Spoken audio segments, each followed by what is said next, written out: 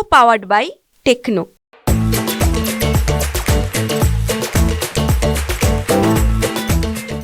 विधानसभेची रणधुमाळी सुरू झालेली आहे. कार्यक्रम कधीही जाहीर होऊ शकतो, त्यामुळे इच्छुक उमेदवारांची हालचाली वाढल्या आहेत. हिंगोली विधानसभे अनेक चेहरे जे आहेत ते इच्छुक आहेत आणि हिंगोली विधानसभा लढवण्यासाठी हिंगोली महायुतीकडून डॉक्टर रोडगे सर ही इच्छुक आहेत. त्यांनी महायुतीकडे तिकीट मागितलं असल्याची माहिती आहे. काय सांगाल, कुठल्या पक्षाकडून आपण निवडणूक रिंगणामध्ये उतरणार आहात? सर, आज घडीला तर मी जनतेच्या रिंगणात उतरलेला आहे आणि जनतेच्याच दरबारात जाऊन जनतेची मतं मागत आहे. आणि जनता जे ठरवेल आणि जनतेचा जो पक्ष जनतेच्या मताचा आदर करेल, मला तुम्हाला खरं सांगतोय, मी काय राजकारणी नाही, मला कुठल्याही पक्षाचं तिकीट चालतंय. जो पक्ष माझ्या जनतेसाठी, माझ्या मतदारसंघासाठी विकास करण्यासाठी. मात्र काही दिवसापूर्वी तुम्ही भाजपमध्ये प्रवेश केलेला आहे. हो, मी 1.5 वर्षापूर्वी भाजपमध्ये प्रवेश केलेला आहे. भाजपकडून तिकीट मागतायत? मला भाजपकडून तिकीट चालतं, मला आघाडीकडून तिकीट चालतं. मला फक्त माझ्या जनतेचा विकास करायचा आहे. आज मी 150 गावं फिरलोय. आजही गावामध्ये शिक्षण, आरोग्य, जनतेला रोड, जनतेला पाणी, शेतीला पाणी आणि विजेच्या समस्या आहेत. 21व्या शतकात मला असं वाटतं की ह्या समस्या राहिल्या नाही पाहिजेत.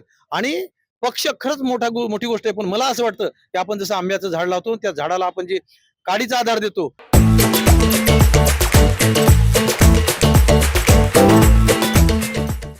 तिथपर्यंत ठीक आहे, पण झाडाला पाणी शेतकरी देतो, तसं आमदाराला, उमेदवाराला पाणी त्याला निवडून देतो ही जनता. त्याच्यामुळे मला जनता महत्वाची आहे. पक्षाने तिकीट दिलं तरीही, नाहीतर जनतेच्या पक्षावर मी उभा राहणारच आहे. कुठंतरी आज शहरातील महात्मांना आपण पुष्पहार घालून तुमच्या गाव दौऱ्याला सुरुवात केलेली आहे. नेमका दौरा कसा असणार आहे? आज मी हिंगोली शहरातील महापुरुषांना वंदन करून, सगळ्यांना पुष्पहार घालून आज मी माझ्या संपर्क दौऱ्याची अभियान आज हिंगोलीमध्ये सुरू केलेलं आहे. आता मी 2 मार्केट फिरलेलं आहे. त्यांच्या चेहऱ्यावर मला असं वाटतं की लोकांना खरंच आता एक नवीन चेहरा पाहिजेत. आणि त्यांनी सांगितलं सुद्धा की साहेब, आम्हाला फार मोठा उच्च शिक्षित आणि नवीन चेहरा पाहिजे, जो की आपल्या हिंगोली जिल्ह्याचा, हिंगोली मतदारसंघाचा शाश्वत विकास करेल. फक्त गप्पा नकोय, शाश्वत विकास करणारा त्यांना लोक पाहिजे, जनसेवक पाहिजेत, नेता नकोय. जर भाजपनं तिकीट नाही दिलं तर बंडखोरी करणार आहेत का आपण? सर, तुमची राजकीय भाषा असेल बंडखोरी, मला राजकीय भाषा येत नाही. मी जनतेचा माणूस म्हणून उभा राहणार नाही. मी कोणाचाच बंडखोर नाही. मी जनतेचा सेवक म्हणून उभा राहणार. कुठेतरी भाजपमध्ये गेलेले आहेत, तुम्हाला भाजपचं स्टिकर लागलेलं आहे 1.5 वर्षापूर्वी. हो, स्टिकर लागलेला आहे. मी भाजपमध्ये प्रवेश सुद्धा केलेला आहे. मग भाजपकडून तिकीट मागता, भाजपनं जर तिकीट नाही दिलं तर मग बंडखोरीच म्हणावं लागेल ना, जर अपक्ष असाल तर. ती आपली राजकीय भाषा झाली. मला जनतेने सांगितलं की साहेब, आम्हाला तुम्ही पाहिजे, तुम्ही कोणत्याही पक्षाचं तिकीट आणा. जनता म्हणते, आणि जनतेला फार पक्ष आवडणार झाले तर जनता म्हणते कुठल्याही पक्षाचं तिकीट आणा, आम्हाला तुम्ही उमेदवार पाहिजे. निवडणूक रिंगणामध्ये मागच्या 20 वर्षापासून तुम्ही इथे रुग्णसेवा देत आहे. आता निवडणूक रिंगणामध्ये उतरताय, नेमकी आशा काय आहे की आमदार होईल म्हणून? मला असं वाटतं की मी इथं 30 वर्ष झाले रुग्णसेवा देतोय आणि आतापर्यंत मी सारखं जनतेच्या संपर्कात आहे, सुखदुःखाच्या रुग्णसेवेच्या निमित्ताने.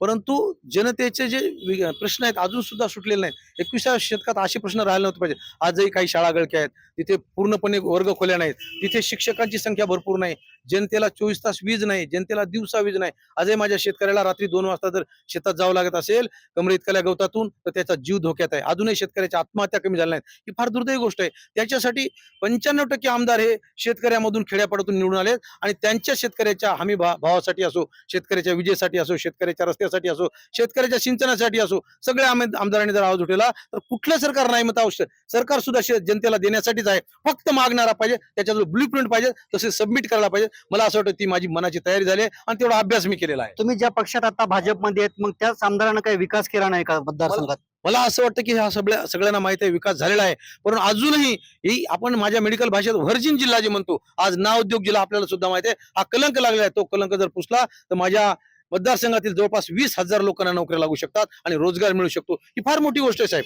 पश्चिम महाराष्ट्रामधले एकच माणूस 35, 30, 40 वर्ष आमदार का राहतो की त्यांनी 10, 20 हजार लोकांना रोजगार दिले. ते मला करायचं आहे.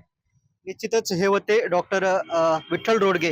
मागच्या 30 वर्षापासून मी या विधानसभेमध्ये रुग्णसेवा देतो आणि त्याच जोरावरती आता विधानसभा निवडणुका रिंगणामध्ये उतरणार असल्याचं त्यांनी सांगितलं आहे. आता सध्या ते भाजपमध्ये आहेत, मात्र त्यांनी बंडखोरी हा शब्द न वापरता ते बंडखोरीच करणार असल्याचंही त्यांच्या बोलण्यावरून या ठिकाणी घडून आलंय. जर यांना भविष्यामध्ये महायुतीकडून तिकीट नाही भेटलं तर हे अपक्ष उमेदवार म्हणून याच हिंगोली विधानसभा निवडणूक रिंगणामध्ये आपल्याला दिसल्यास नवल न वाटायला एवढंच खरं.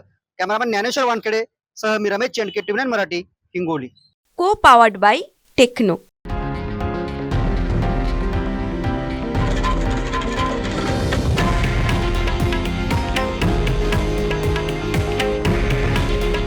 हे आहे देशातील नंबर 1 न्यूज नेटवर्क आणि आपण पाहत आहात TV9 मराठी. काळजी तुमची, हित महाराष्ट्राचं.